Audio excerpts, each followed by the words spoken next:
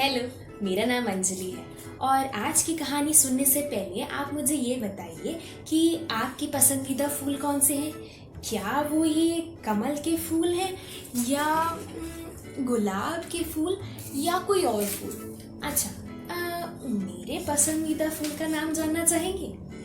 तो ये देखिए, मेरा पसंदीदा फूल सूरजमुखी। और आज की जो कहानी है वो भी सूरजमुखी पर है। आज की जो कहानी का नाम है वो हमसे एक प्रश्न पूछता है कि सूरजमुखी सूरज से इतना प्रेम क्यों करते हैं, और इसका लेखन किया है समीरा बेगम ने। अब इस प्रश्न का उत्तर तो हमें कहानी सुनकर ही मिलेगा, तो चलिए सुनते हैं। एक लड़की थी, उसका नाम था विवेका। वो अपने दो कुत्ते मोंटू और बोंटू और अपनी छोटी सी बिल्ली बिल्लो के साथ रहती थी। विवेका को सूरजमुखी के खेतों का चित्र बनाना था, तो एक दोपहर वो सूरजमुखी को बड़े ध्यान से देखती है और कहती है, मुझे ये जानना है कि इन्हें सूरजमुखी क्यों कहा जाता है। और ये प्रश्न पता है उसने किससे पूछा? ये उसने पूछा मोंटू और बोंटू से। अब वो क्या जाने।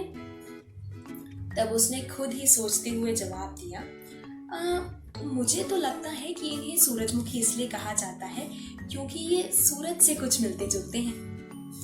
एक शाम जब विवेका मोंटू और बोंटू को लेकर उनको भोजन कराने बाहर ले गई, तो उसे दूर खेत में हवा में लहराते हुए सूरजमुखी के फूल दिखे। तो वो बिल्लो से बोली, बिल्लो रानी, वो देखो, सूरजमुखी के फूलों को देखकर बिल्कुल ऐसा लग रहा है जैसे वो मानो सो जाएंगे, बिल्कुल तुम्हारी तरह। ऐसे करते करते वो दिन आया जिस दिन विवेका चित्र बनाने वाली थी। तो उसने सबसे पहले ऊंचे गगन में सूरज का चित्र बनाया, जैसे उसने दोपहर को देखा था। और फिर उसने झुके हुए गर्दन वाली सूरजमुखी का चित्र बनाया, जैसे उसने शाम के वक्त देखा था। अब वो अपना ये चित्र लेकर सुबह खेत की ओर गई और अचानक से बड़ी उदास हो गई और बोली, अरे नहीं, मैंने तो सब खराब कर दिया। ये तो मैंने गलत बना दिया। अब मुझे ये वापस से बनाना पड़ेगा। वहां खेतों में सूरजमुखी के फूल बिल्कुल ऐसे लग रहे हैं जैसे कि वो जगे हुए हैं, पर मेरे चित्र में तो वो सोए हुए से लग रहे हैं। उसने ये मोंटू और बोंटू से कहा,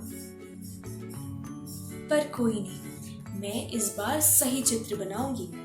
वह दोपहर को वापस से खेत पहुंचती है और सूरजमुखी का चित्र बनाती है, और इस बार उसे बखूबी सेम टू सेम रखने की कोशिश करती है।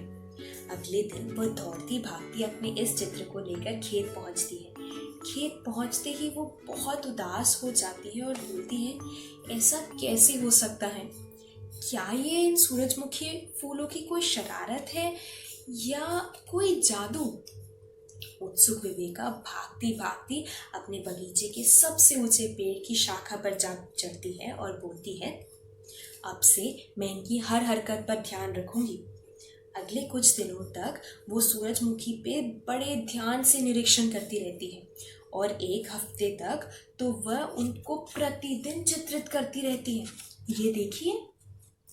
तब रविवार को पता है उसने क्या किया? उसने हर एक चित्र को देखा और अचानक उसे ये समझ आया कि ना ही ये इनकी कोई शरारत है और ना ही जादू। सूरजमुखी तो सूरज के अनुसार चलते हैं।